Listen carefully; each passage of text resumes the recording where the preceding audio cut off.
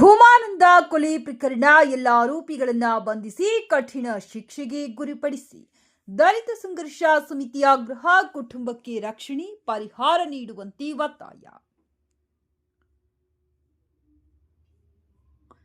Gangavathi August 12ರಂದು Raichur ಜಿಲ್ಲೆಯ ದೇವದುರ್ಗ ತಾಲೂಕಿನ ಹದ್ದಿನಾಳ ಗ್ರಾಮದ ದಲಿತ ಯುವ ಮುಖಂಡ ಭೂಮಾನಂದ ಅವರ ಕೊಲೆ ಪ್ರಕರಣದ ಎಲ್ಲಾ ಆರೋಪಿಗಳನ್ನ ಕೂಡಲೇ ಬಂಧಿಸಿ ಕಾನೂನುಬದ್ಧವಾಗಿ ಕಠಿಣ ಶಿಕ್ಷೆಗೆ ಗುರಿಪಡಿಸಬೇಕೆಂದು ಕರ್ನಾಟಕ ದಲಿತ ಸಂಘರ್ಷ ಸಮಿತಿ ಜಿಲ್ಲಾ ಸಮಿತಿ ಆಗ್ರಹಿಸಿದೆ.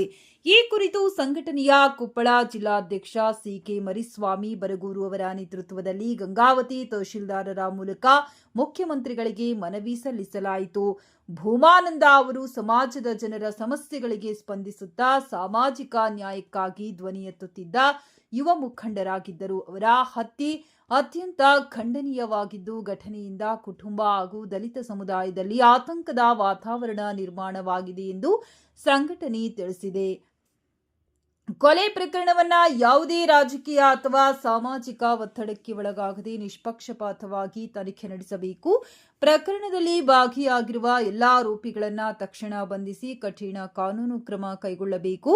ಮೃತರ ಕುಟುಂಬಕ್ಕೆ ಸೂಕ್ತ ಪೊಲೀಸ್ ರಕ್ಷಣೆ ಹಾಗೂ ಸರ್ಕಾರದಿಂದ ಸಮರ್ಪಕ ಪರಿಹಾರ ನೀಡಬೇಕೆಂದು ಮನವಿಯಲ್ಲಿ ಒತ್ತಾಯಿಸಲಾಗಿದೆ.